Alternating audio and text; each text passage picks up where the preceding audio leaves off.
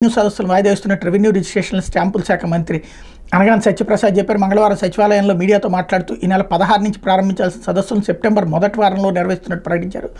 ఈ సదస్సులో మొదటి 45 రోజులు భూ వివాదాలు, రీసర్వే తప్పిదాలకు సంబంధించి ప్రజల నుంచి ఆర్జీలు స్వీకరిస్తామన్నారు.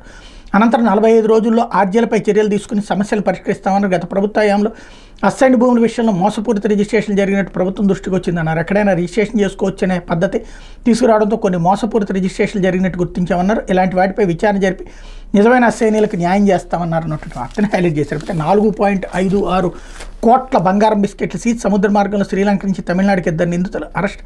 సముద్ర మార్గంలో శ్రీలంక నుంచి తమిళనాడుకు బంగారం స్మగ్లింగ్ చేస్తున్న 2 మదురై రెవెన్యూ ఇంటెలిజెన్స్ విభాగం అరెస్ట్ చేసింది. వీళ్ళ నుంచి 4.56 కోట్ల విలువైన 6.6 కేజీల బంగారం బిస్కెట్లు స్వాధీనం చేసుకున్నారు. తమకు అందిన సమాచారం మేరకు రెవెన్యూ ఇంటెలిజెన్స్ విభాగం సిబ్బంది రామనాథపురం జిల్లా మండపం రామేశ్వరం సముద్ర తీరంలో నిఘా వేశారు. శ్రీలంక నుంచి ఓ పడవలో వచ్చిన 2 వ్యక్తులు కారులో బంగారం తరలిస్తున్నట్టు గుర్తించి వాళ్ళని వెంబడించారు. తిరుప్పాబెట్టి టోల్గేట్ వద్ద కారును చుట్టుముట్టి అందులో ఉన్న 6.6 కేజీల బంగారం బిస్కెట్లు సీజ్ చేశారు. వీటిని తరలిస్తున్న కీలక రైకు చెందిన సాదిక్ అలీ షేక్ సర్దార్ని అరెస్ట్ చేశారు. పట్టుబడ్డ బంగారం విలువ 4.56 కోట్లు ఉంటుందని అధికారులు పేర్కొన్నారు అన్నట్టు వార్తని హైలైట్ చేశారు.